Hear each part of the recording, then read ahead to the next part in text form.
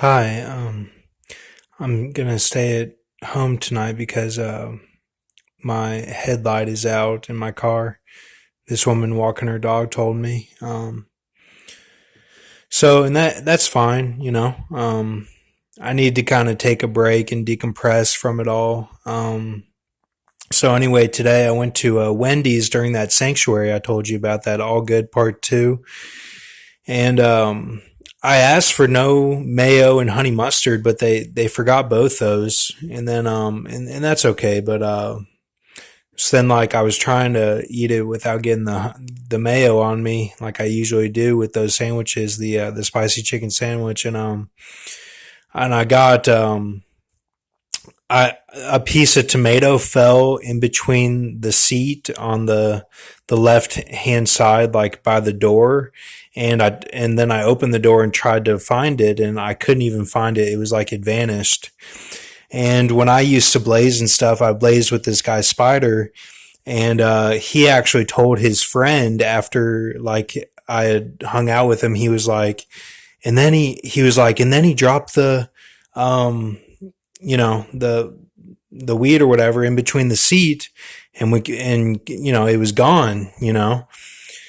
Like, he actually said that about me or whatever, that was some, like, as passing it or whatever. So I think it has symbolic meaning, and I guess that's why I took a knee today on the 203rd day. But there was symbolism of the nine symbolism, and then the eight, the infinity and the bottomless pit being counted, like they were gonna count those or something. It was shown with this news anchor that's coming on the news on the 2nd of September, and, like, that would be the day after I finish, and that shows signs of Bill Duke from Predator whenever they say not a scratch, not a effing scratch, and all that.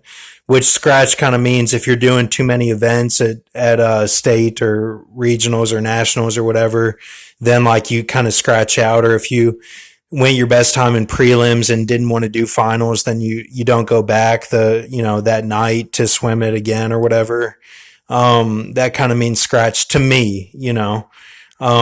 So um, but I don't know if they counted that or not. There's also the film After the Spill, that came out in 2015, and they have somebody on that representing the ear master, which is on IMDb, and that represents Paul Walker being, they put him on the council but didn't make him a master. It's like, it's the same type of situation. So anyway, Jurassic Park 2, they say that the main girl in the film wants to be like Diane Fossey, and then that's why I like that film, because Ian Malcolm says this isn't a research mission, it's a rescue mission at this point. And, like, I just like how it goes because he's got a flood against him the whole time, and it kind of tells the perspective from the Malcolm point of view, instead of from, like, the female, or like the darker side or whatever. But what I'm seeing with it is that there are two types of love, and, like, my dad had like, he got kind of flushed on the first day of the deal. If he took it, I don't know for sure, but I've put it in the visions that he did, and had the diarrhea or whatever. And I think that meant, like, his love is different than from my love on the 203rd day. Like, the sacred women are both different in that sense. Like, one is proving it another way than the other one.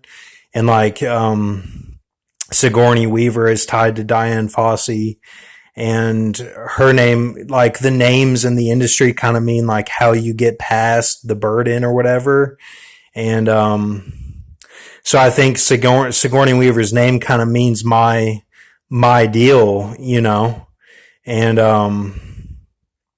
so in that, it was tied to stuff with the sacred woman, like, blazing and being like a Madam Web character from the Spider-Man series, and, like, the whole Poe situation out in California, saw my mom in the smoke and then, ran out naked or whatever. Like, that was all, like, tied to it as well, being those are like the fowls that they were supposed to be Brahmas and then go to heaven or whatever. That was like the G church, or be saved or be raptured in a spiritual sense, and the angel went into their body or whatever. And like they would operate under like a dot on the I system or something like that. Like they'd be covered somehow or like just kind of blend in. But so the woman was tied to all